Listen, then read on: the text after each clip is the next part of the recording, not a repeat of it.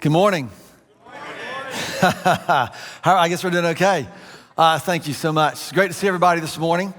As we begin our time, I want to invite you. I'll read like a chunk from a small book in the back of your Bibles called Colossians, and I want us to read this together. Some of this contains some of these big ideas that you hear me talk about. If you've been around for a while, hear me talk about often. And I want us to read it and to view it in a way as we sort of ask God, not sort of, but as we ask God to help us to see, What we're talking about in this series is how can you experience or learn to experience the life that you actually want. When we talk about this, our mission at Port City Community Church is really simple, and it has been this for the last almost 24 years. And it's to reach people and to help them walk with God. And the reason for this is because we believe that it is in the context of your relationship with Christ that you will find the life that you are actually living for. And if I stated that in the negative, I would say that apart from a relationship with Christ, you're just not going to find it. And so our posture isn't to say, we have all the answers, and if you just believe like we do, you'll be fine. Our posture is to reach people and to help them walk with God. And this is really important. I've shared this with our interns, I've shared it with our student leaders, I've shared it probably multiple times in the last couple weeks as we get back into the fall, and we just sort of re-up and reconsider what's at stake as people come into our places, our spaces, and engage with us as a church. They engage with you as our church. And when we think about reaching people, this is not like a strategy to figure out how to get bigger. It's not how broadly we're going to extend our net. Our reach is defined by the things that we are willing to care about. When we get involved in things, whether it be our student ministries, college ministries, family ministries, all the things that you see as you kind of walk in, stuff the bus, it's not because we're trying to just do things that we think the church ought to do. We have worked to cultivate a heart, to care deeply for people and for students and for people in those situations where we seek to serve, to make sure that our reach is extended from an authentic place, to reach people, to help people, to help them walk with God. To help is a beautiful posture because we're not trying to prove anything. And this really is one of the things I can't overstate, and this is how we operate as a church. It's really how we ought to operate as human beings, because we can always extend ourselves. The thing I love about our mission, there's a lot of pressure that comes with this job, but there's one thing that I love about our mission is I am never at a loss, because you can always extend yourself to be helpful. Even if you can't fix or solve, you can always be helpful.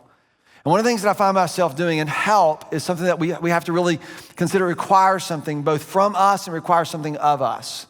Whenever I sit down with someone, people ask me all the time, Mike, can I meet with you, for coffee or this or the other, asking for like help in a particular thing. Whenever I meet with someone and I said, do you want me to help you? They said, yes, I'm looking for help in this particular thing. I always ask this question. I say, do you trust me? Do you trust me?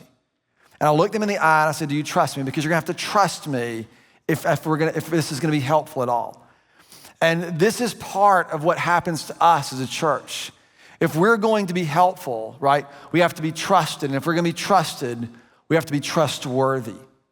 You're asking people to entrust themselves to you and to me, to us. We're asking people to do that in order to move them, to help them enter in and create some places and some ways in which they can learn how to develop and cultivate a relationship with God and therein find the life that we've actually been created for. That's sort of the stakes in this. What I want to talk about today is this idea, because this all is a nice idea, and it requires, it's not nice, this is actually a powerful idea, but it requires us, you and I, to be a particular kind of person, a person who learns to live life from your center.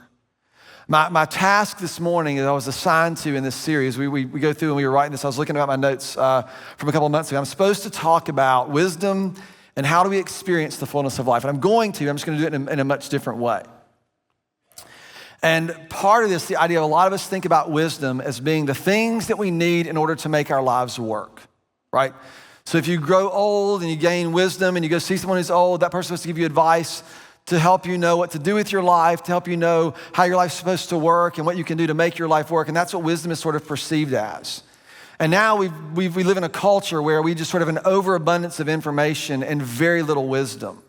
And even the wisdom that we have, we're using for things that wisdom isn't actually designed to use for, or would not have certainly been thought of from sort of the biblical perspective or the ancient perspective. Wisdom wasn't just sage advice to make your life work.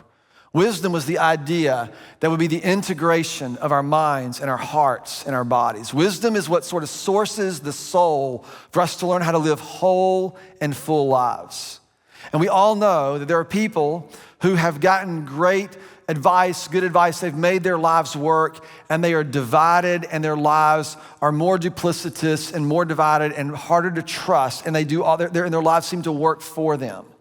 I'm talking about at the center place where you can look and say, my life works. My life is whole and full and free. This is what I'm talking about. And this happens through a series, right, of choices. We know that. But more importantly, this happens to us based on what we learn how to trust. And a lot of us have this idea that believing in Jesus or believing in God is about believing right things about God and holding right positions about God, rather than actually learning how to trust Him in the life that you actually live. And so I want to talk to us today about learning how to trust Him in the life that you actually live.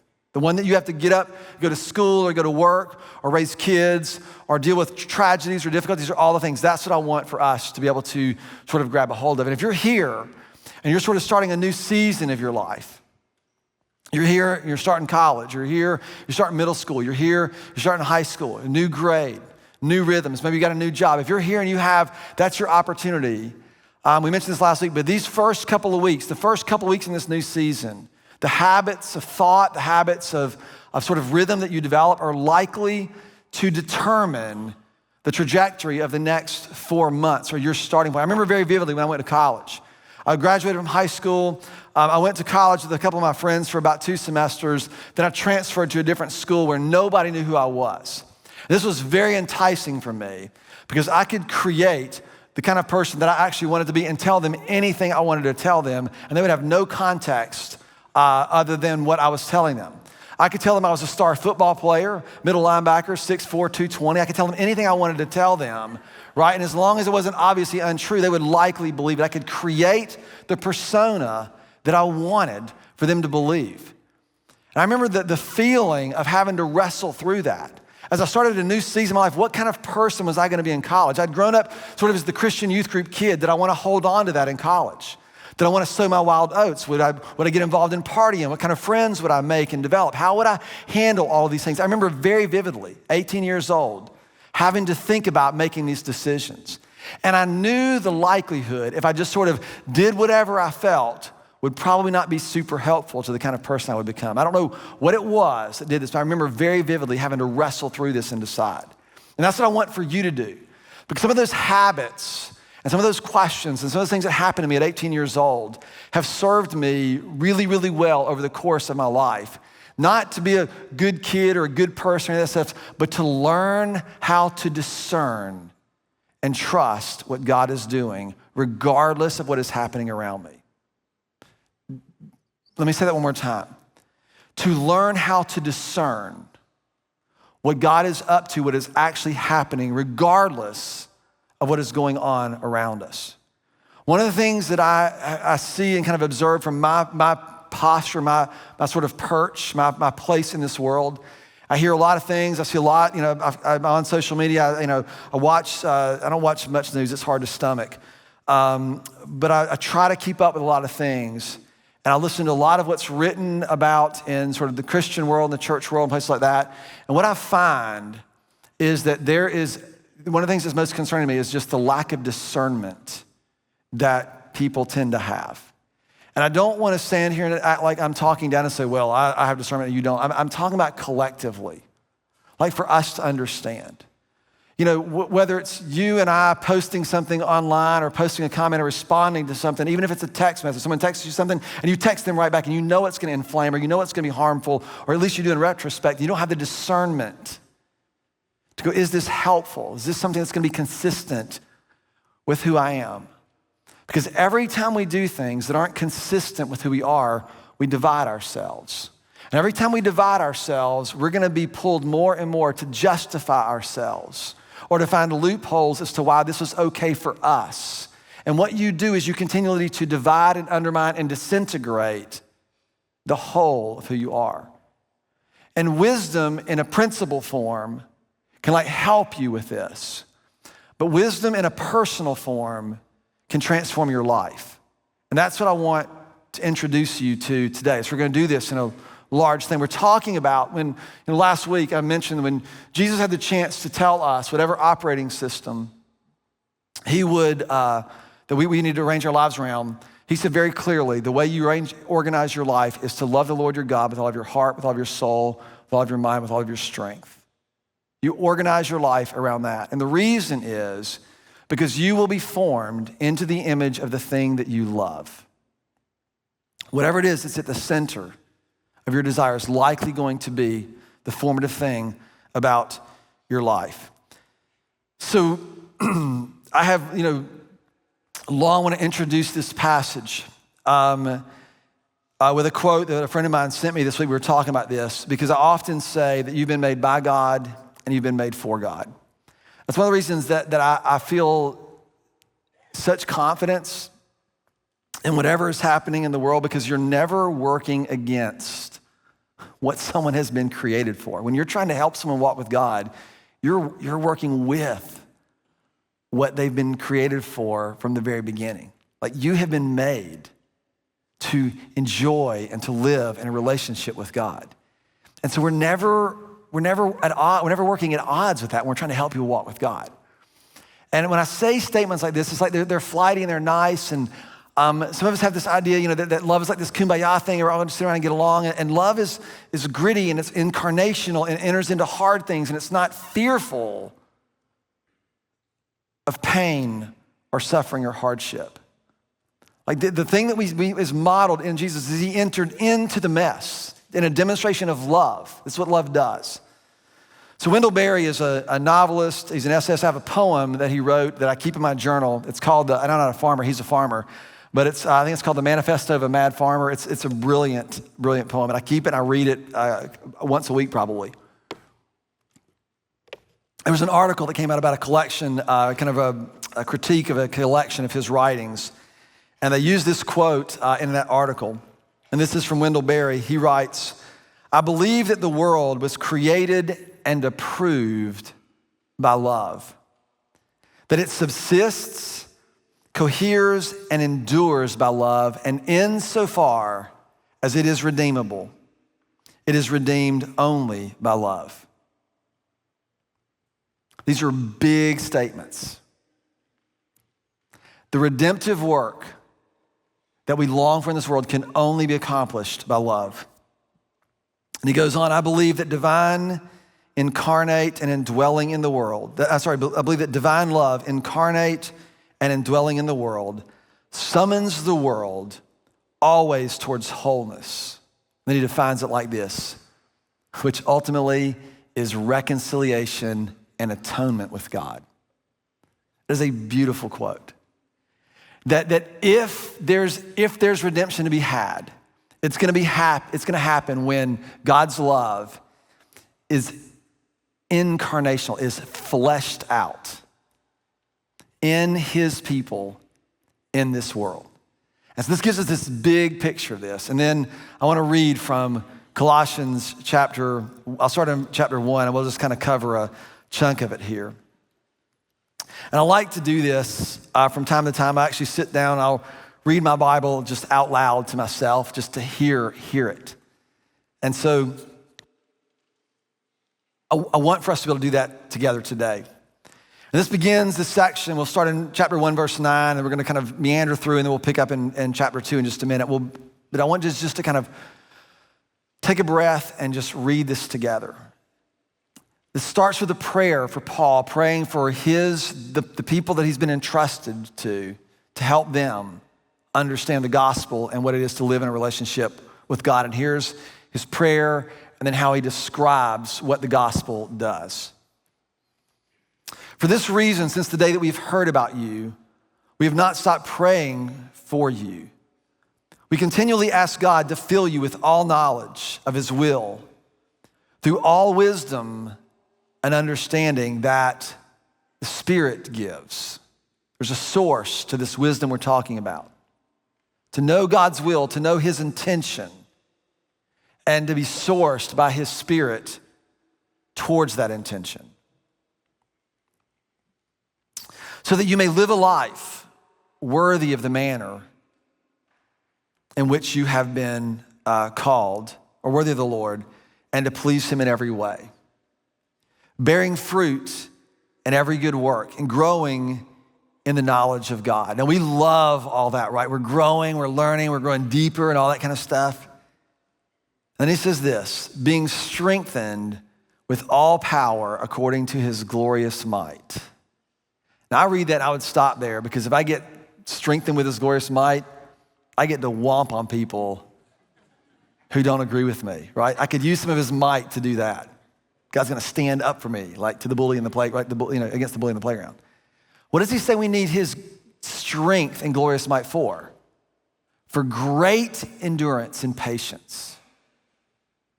You need his strength to keep you from giving up or giving in. We need his strength to do something in us to keep us from giving up or giving in. When we have a chance to do things that sort of, I deserve this, I should have this, I've done this for long enough, this is the chance for me to have a new start, I'm gonna do and left our own devices. When we begin to do those things, we need to know that we need his strength in those moments to help us to hold fast to what is true and what is truly life. And he goes on, he says, and giving joyful thanks to the Father who has qualified you to share in the inheritance of his holy people in this kingdom of light. For he has rescued us from the dominion of darkness, and he has brought us into the kingdom of the Son whom he loves, in whom we have redemption, the forgiveness of sin. This is a really powerful verse. A lot of times it sounds churchy, but you get sort of this first concept that I want to introduce as we think about how we learn to live at the center point of our lives. And this first one, if you'll put that verse back up there, he says that in Christ, right, we've been transferred from one kingdom into another, and in him we have redemption, which is what? What is redemption in this verse? Redemption is what? The forgiveness of sin.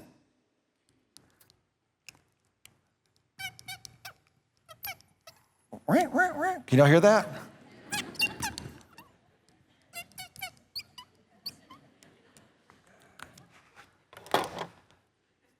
So you have to start to think what redemption has to do with forgiveness, because this is exactly what Paul says. Right? We've been transferred from one kingdom and into another to the kingdom of the Son whom he loves. And in him we have redemption, the forgiveness of sins. He equates these two. Then he goes on. The Son, whose kingdom we've been brought into, is the image of the invisible God. And this is just a beautiful passage. It kind of awakens us, helps us to see. He's the image of the invisible God, the firstborn over all creation. For in him all things were created, things in heaven and on earth, visible and invisible, whether they are thrones or powers or rulers or authorities, all things have been created through him and for him. Everything is designed and created for him. And what has happened is something has undermined that. Something has undermined the fullness and the intention for which we have been created. He is before all things, and in him all things hold together. Side note, I was doing a series on this passage about Jesus holding all things together when I broke my Achilles tendon. I was like, okay, what gives? You can hold like all the stars in place and you can't hold my Achilles together, what gives? But you get the idea. He holds all things together. And he is the head of the body, the church, and he is the beginning and the firstborn from among the dead, so that in everything he might have supremacy. This is where things are headed. For God was well pleased to have all of the fullness of himself to dwell in him, and through him, and here's the second word, through him to reconcile all things to himself. To reconcile all things to himself. Whether things on earth or things in heaven, by making peace. How? By his blood, which is the way in which Jesus brought us forgiveness. We have peace through his blood. Most of us think that wisdom is given to us so we can solve problems. But wisdom is given to us so we can live in such a way that our lives bring redemption to the world around us. And this has everything to do with how you and I learn to live from the center. That's the task for the next 13 minutes and 47 seconds. That's my task. So I want to ask you a question. What is it that keeps you from the life that you want? That was the question I'd like to ask. What is it that undermines the life that you want? And when you look at this passage, what you see is what Jesus clearly came to do. And he came in redemption to bring forgiveness, and he came in reconciliation to bring forgiveness. He came to seek and save that which was lost. He came to pronounce forgiveness of sins to the world. The thing that undermines the life, you from the life that you want, is purely and clearly sin. Now, how you define this becomes the game that we like to play. Anybody got like a pet sin that you have tamed and on a leash, and you know that it fits really well into your life, but you know nobody? But if push came to shove, you would have to say, yeah, God, I probably know this ain't a great idea. You know what I'm talking about? Heel boy. It's in those places that are the absolute threat to the life that you've been created for. Because what you have learned is to make your life work on your own terms, and God becomes sort of the tag or the helper for you to do that. And he isn't God. One of the things that's about wisdom in Proverbs, it says this. At the very beginning, it says, get wisdom, get understanding, learn, get insight, all these things. This is like it's emphatic in Proverbs. And then it says this, so that you may know the fear of the Lord. So you may understand who God is, so you may have understanding about him, so you can learn to live in a relationship to him. Right? We're not reading the Bible to learn how to make our lives work. We're not pursuing God to learn how to make our lives work. We're pursuing him to learn how to find the life we've been created to live. And this requires something from us. And listen, I think I shared this last week. There's so many, Jesus was answered, I believe, 183 direct questions in the Gospels. Do you know how many direct answers he gave? 3. Try that with your parents. Every time they ask you a direct question, you just ask them a question back in return. What would Jesus do? He'd ask you a question right back. See how this goes, right? I'm just kidding. Do not do that. I need to qualify that. So what's clear is that what Jesus has come to do is to reconcile us and to bring redemption to us.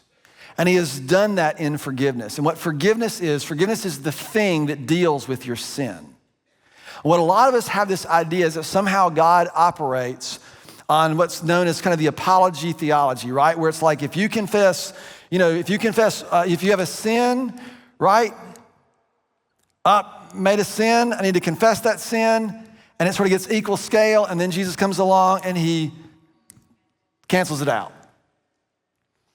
And then you do it again, and you have to do the same process. You have to make sure that you confess every sin that you've ever committed. And as long as you do that, you're clean. And then if you have so many sins that you can't remember, you start just, Jesus, any other sin I might have forgiven that I committed that I don't really know about, like this generic thing, just to make sure that you're all covered. And it's not actually the language of the Bible. The language of the Bible is that there has been a sacrifice once and for all sin, for your sin and for mine. It is actually finished. I stand here today as one who pledges my allegiance to Jesus Christ and trusts him for salvation, as one who is forgiven, period. And then you go, well, what about if I do something this afternoon or say a bad word in the parking lot when someone's trying to get in front of me or whatever it might be that we're gonna deal with in just a little bit? What about that? And our only solution is we gotta do this. If you listen to the language of this passage I just read, sin isn't so much about the things that you have done or not done. Those are fruits of sin. But sin is bigger than that. What he's talking about is that he says that in him, right, we have been transferred from one kingdom into another, from one way of life into another, from one rule into another. Sin is not first a moral problem. It is first an authority problem. It rests on who do you trust. And the way I would define sin is this, that sin is depending upon anything or trusting anything other than God as the source for your identity, for your sufficiency, or for your life. And you're gonna have to write that down and just chew on it because you're gonna go, oh my gosh, and that's exactly the point.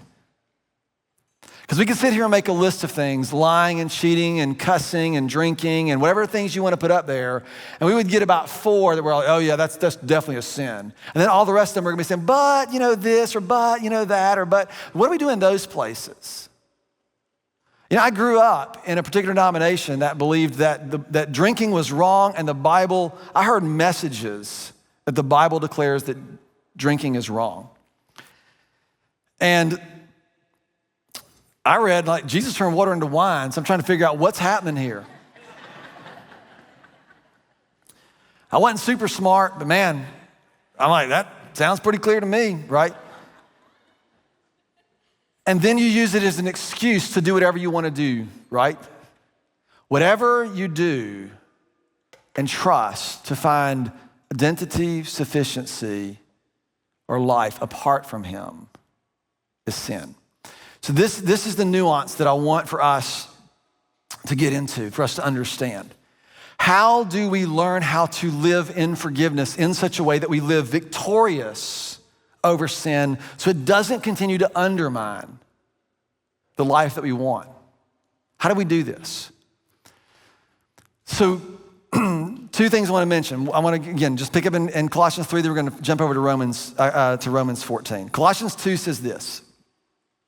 And in order to know this, you have to have wisdom. That's the point. You have to have discernment. My goal, Paul writes, is that this church, may be encouraged in their heart and united in love, so that they may have the full riches of complete understanding, right? That they may have full riches of complete understanding in order that they may know the mystery of God, namely Christ, in whom are hidden all the treasures of wisdom and understanding.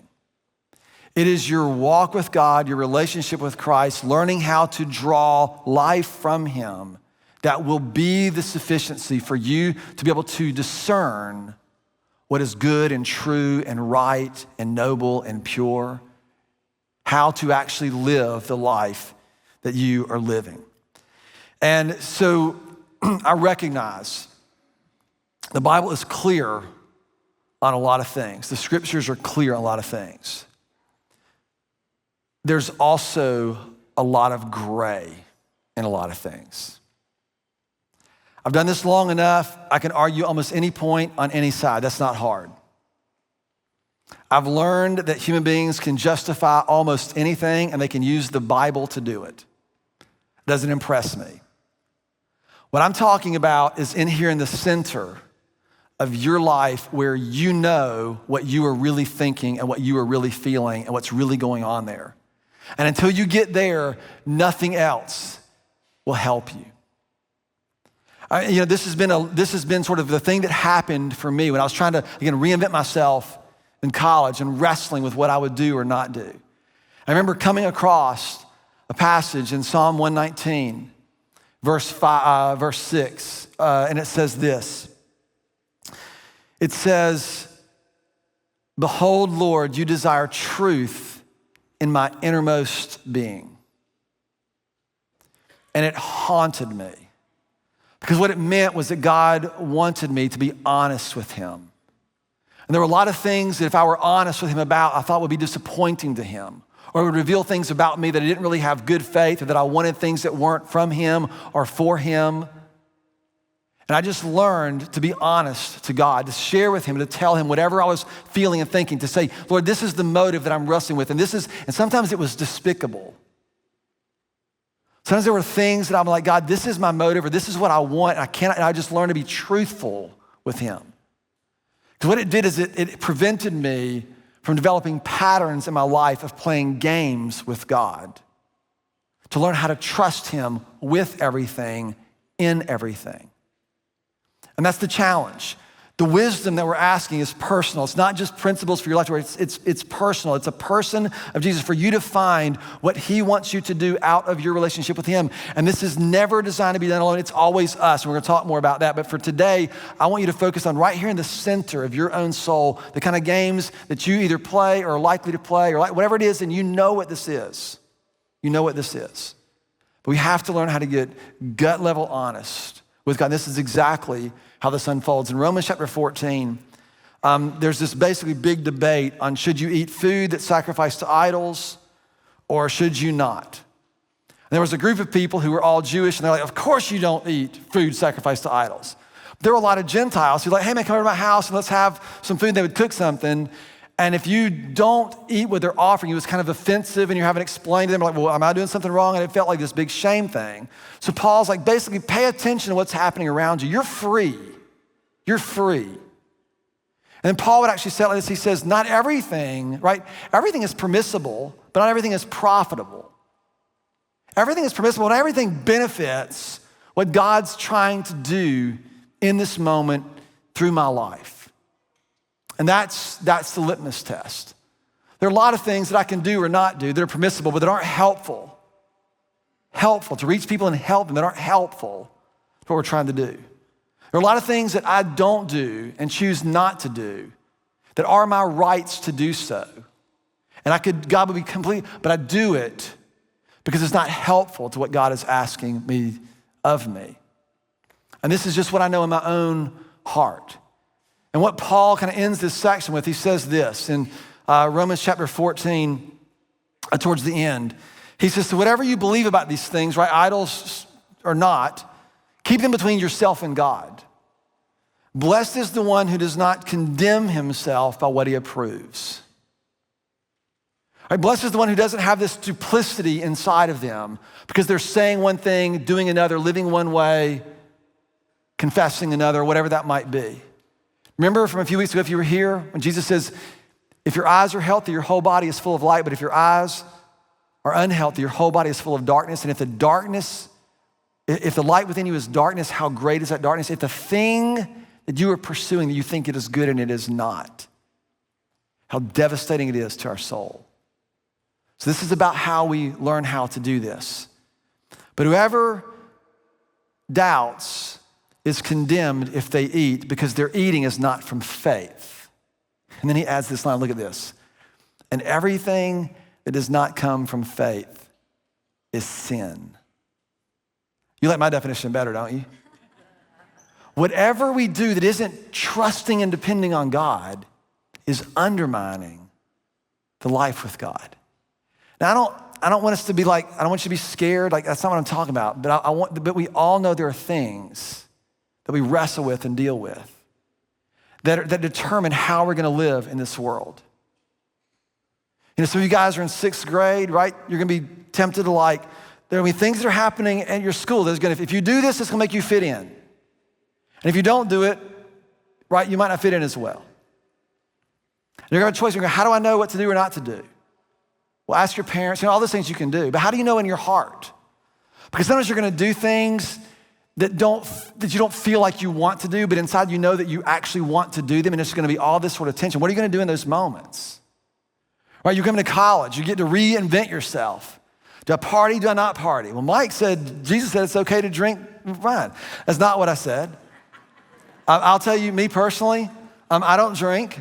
This is not any indictment on anybody, I'm just telling you my personal, I don't drink.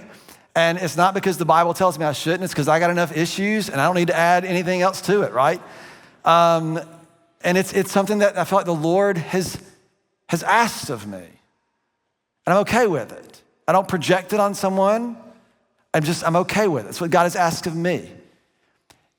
Blessed is the one who is not condemned by what he approves. I'm fine with it. And so how do we learn how to live like this when it's kind of vague? Whatever is from faith is not sin, right? There's a principle that I've used for much of my life. Started in college.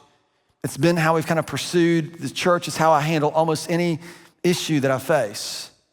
You can pick your decision of consequence, and you understand there are decisions of consequence. When I was teaching my kids to drive, I just drilled them, you have to pay attention, you have to pay attention, you have to pay attention, you have to pay attention. And I was like, if you have an attention lapse in the driveway, you can get away with it.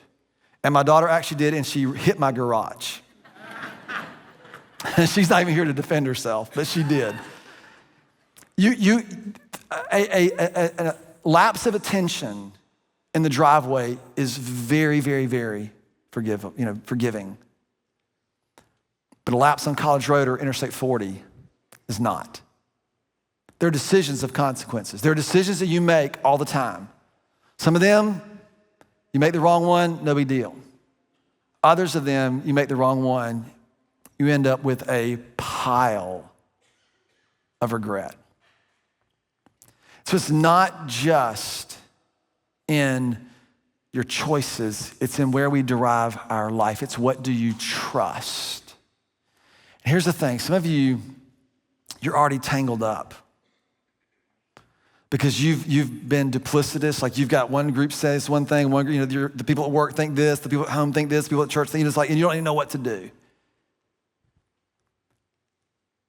We've been transferred from the kingdom of darkness into the kingdom of the Son whom he loves, in whom we have redemption, the forgiveness for all the things that you keep that you've tangled up. It's forgiveness. We learn to live in forgiveness as those who are forgiven. The phrase that I use is I practice abstinence until license. Here's what I mean. In places where I'm not sure how God, does he allow this or not, I hold fast. I wait. And the reason is because I always thought of this, if I'm standing on a cliff, I have two choices. I can jump or not jump. But as soon as you jump, you only have one choice. I actually have no choice. And I just thought, Lord, I'm not afraid to jump, but if I jump, I want it to be from you. Whatever is done without faith is sin. Do you see that? Lord, I don't mind taking risks. I don't mind moving. I don't mind being assertive. I don't mind being aggressive. But if I do, I want it to be from you. And all these areas, especially when I was younger, when it came to dealing with should I drink or not drink? Should I do drugs or not do drugs? What about sexuality and sexual expression, all those things? What about abstinence until license? And we live in a culture that basically says it's easier to get forgiveness than it is permission. You heard that before? It's because you don't understand what forgiveness cost. Jesus came to forgive you because sin and the games that we play with sin are the thing that threatens to undermine the life that you actually want.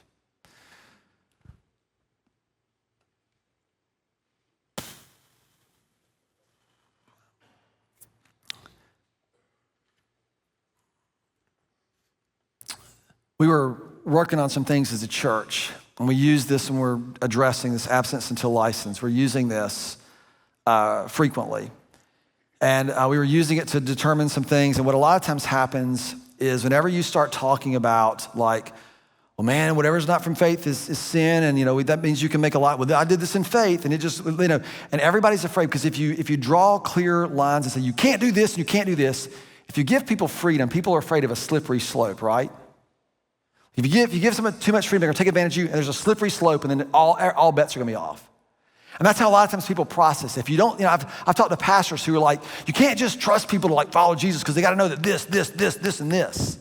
Well, it depends on what you trust Jesus for. I actually trust him that he will bring us into the kind of life that we're created for. If we learn how to trust him really and not play games with him.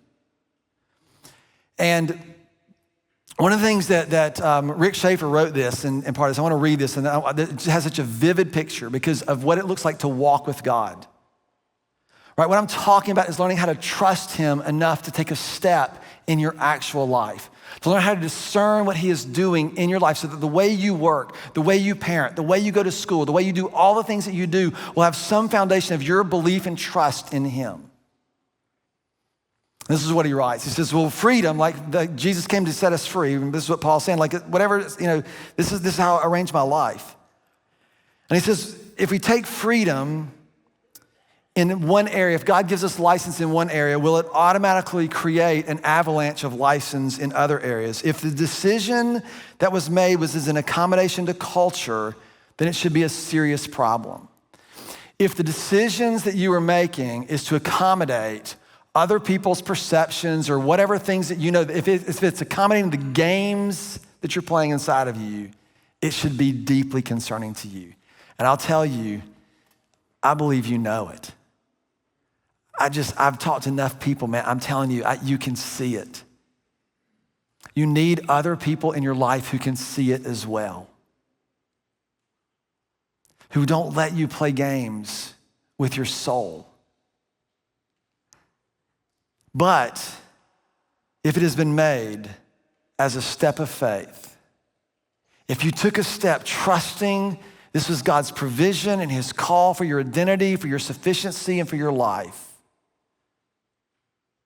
then it's just another step on a steep climb with many obstacles and hazards. Walking with God does not make your life easier and smooth sailing, because you have to discern and see and look in ways that we are not accustomed to. Hardly a smooth run to the bottom. This is the sentence I love. As we get better at fixing our eyes on Jesus, seeing reality as he sees it, wanting what he wants and doing what he does, God can trust us with more freedom. Is that not beautiful? As we learn how to want what he wants and to do like we find the freedom and the fullness of life that we are longing for. So when I'm talking about discernment, I'm not talking about coming up with a position of what you believe about this thing or that thing or some theological nuance or point or some issue that you're like, oh, this is, that's not what I'm talking about discernment. I'm talking about being able to tell in a moment what God is up to in the life that you actually live, right? It is in Christ. It is in the context of our relationship with Christ that we can discern, we learn to discern, to do in the life that we actually live, to find the life that we actually want. You're gonna make all kinds of decisions this week. And some of them, no big. But a handful of them,